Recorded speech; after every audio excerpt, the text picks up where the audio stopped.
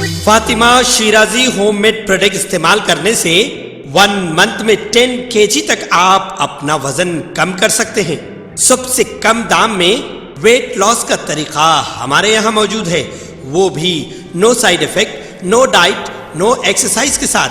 आज ही कांटेक्ट करें Fatima Shirazi homemade product से और अपने आप को खूबसूरत बनाएं।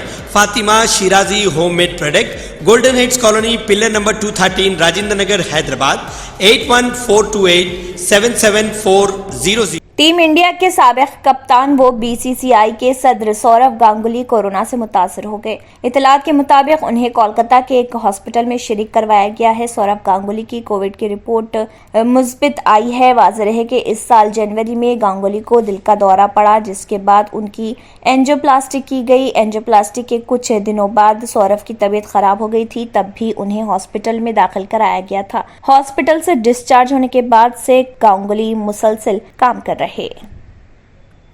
अगर आपने हमारे चैनल को अभी तक सब्सक्राइब नहीं किया है तो यहाँ पर रेड कलर का सब्सक्राइब बटन दिख रहा है, उसे क्लिक करें और हमारे चैनल को सब्सक्राइब कीजिए और साथ ही साथ बेल आइकन को भी क्लिक कीजिए, जिससे आपको ताज़ा अपडेट मिलती रहे।